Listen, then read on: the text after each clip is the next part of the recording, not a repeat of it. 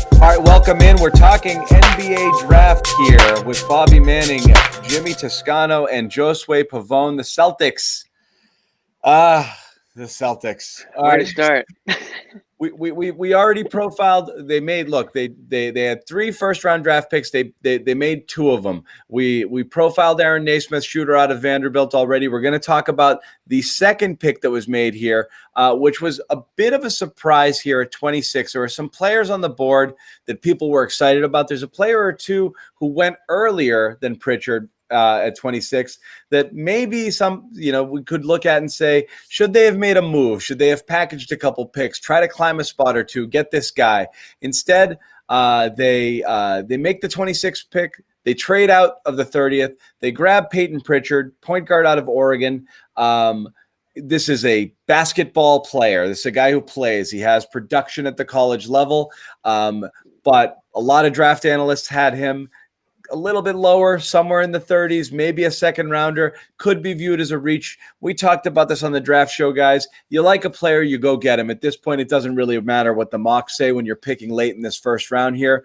So they found their guy. They identified him, fills a need. Maybe they knew they were trading that 30th pick, so they already knew that this is the only player they'd get. They wanted him. They knew they wouldn't get him in the second round. So they did it. They pulled the trigger. Bobby, start with you. You watched a lot. You've actually seen a lot of this guy. Tell us what you think. Yeah, he was a big-time college basketball player for 4 years. A big-time shooter, shot 40% in 2 of his 3 last seasons at Oregon, goes 4 years there, part of some big ranked teams, and it fits the bill for Ainge. There's a guy who probably reminded him himself, his relentless pursuit, hustling, attacking the rim, pulling up for huge shots. Like, this guy takes risk.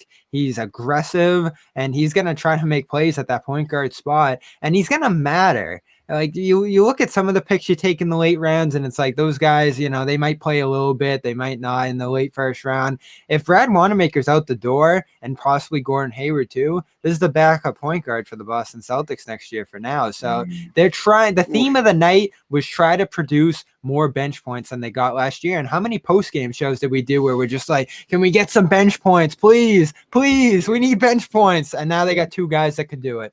Maybe. Josue? No, I like that. Bobby brought that up because I think there was a little bit to that. I think, we talked a little bit about Kemba Walker's health and what the second unit is going to look like. I mean, if Gordon Hayward walks, he was a secondary playmaker. To me, he was the second point guard.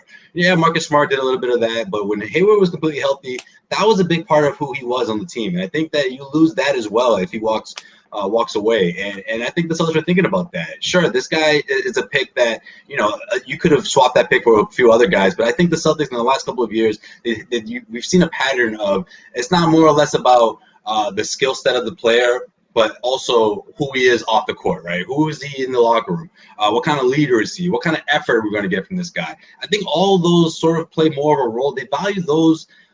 They value that more at this stage of the draft more than they did in the past, because I think they still remember what that team looked like that didn't get along. I mean, that's why, let's face it, a lot of people were surprised that they picked Grant Williams at the time they did, but then they're like, well, wait a minute, his personality, they looked at who he was off the court. I think that plays a part with this guy, and also what he means to the backcourt, and that could look really, really thin after Gordon leaves. So you want to have someone in there in line to sort of get his reps in. I'm not saying this guy's going to go out there and come off the bench right in his first in his rookie year, but maybe he's the next sort of Tremont Waters situation.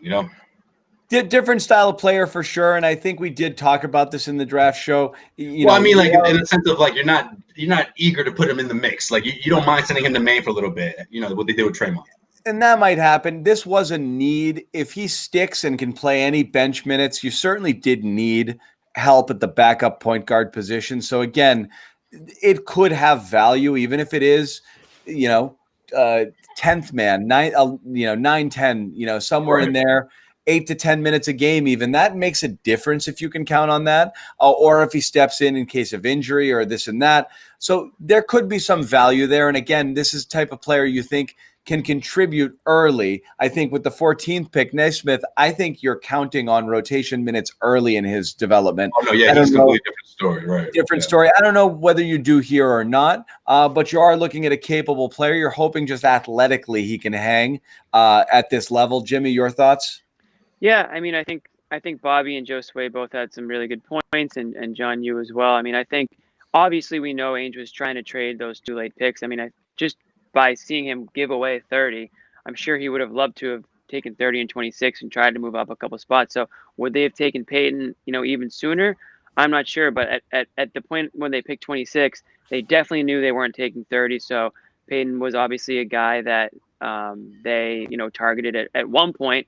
I think Bobby's point about them thinking about him as a backup guard is valid. But if he's your backup point guard, game one, I mean, you're in trouble. I mean, you don't just. I don't think even though he's a 4-year, as a senior coming out of college. I mean, you got to have I don't somebody think else. that's the case. That's a good point. So the roster's packed. Maybe Wanamaker doesn't come back. There's a risk of a downgrade there if Pritchard is that guy. So you look at Naismith, you look at Pritchard, and I point again to 13 where Kira Lewis goes, an excellent point guard product who fills that need and has huge potential there. And he goes one spot before the Celtics. I wonder how much they actually wanted that guy. You don't like Kemba Walker, do you, Bobby? I just love that Bobby's I'm just watched a asking. ton of. I love that Bobby's watched a ton of Pritchard because that means that he's up at like 1 a.m. regularly watching Oregon. West Coast He's just a basketball junkie. He's like, oh, I've seen this guy a ton. It's like, oh, okay. Before we wrap it on this, just mention that they did trade pick 30 after making those first 2 selections. That was a salary dump. Vinny Sexpants is tied to that one. So there goes Poirier. One of the 20. How long were you holding that players. Dude, Poirier era that's an all-time Ainge gaff. Like that's up there with the Yabuselis. They paid him about $5 million over 2 years. You paid him the same as 2 years for this guy. You see drip? You see the drip in and out of the damn arena? This dude, man, I think he had came in like a $70,000 suit one day, and it was like he just took the tags off of it. And this is every game he had a new suit. We were not ready for Vincent Poirier. Certainly not. It's Vinny. It's us, not you. Okay. Yeah. Memphis might be. Who knows? Yeah. I mean, they got rock and roll scene over there. So it's me, not you. Okay. You didn't do anything wrong. But one of the funniest. If it was a trade demand, one of the funniest trade demands in Celtics history. Oh yeah. So. That's that. The Vinny era is over. That pick again. There's a couple players who were still available that some people liked, and we could be looking at a what if sort of scenario by kicking that pick out there. I already had, you guys know mine, which was the Brandon Clark trade down last year. I was pretty bummed by. I preferred him to Grant Williams. It is what it is. But that's where we are. So they pick 14, pick 26, couple of ready-made, we think, players who might be able to contribute earlier than later in their NBA careers. As for this segment, as I mentioned at the beginning, presented by Manscaped, get 20% off and free shipping with the code GARDEN20 at manscaped.com. Once again, 20% off, free shipping with the code GARDEN20 at manscaped.com. The NBA draft is in the books. What happens next, we don't know, but there's still a lot to be done this offseason. So we're going to keep updating you on all of the latest and bringing you more videos. Stick with us on our YouTube channel here.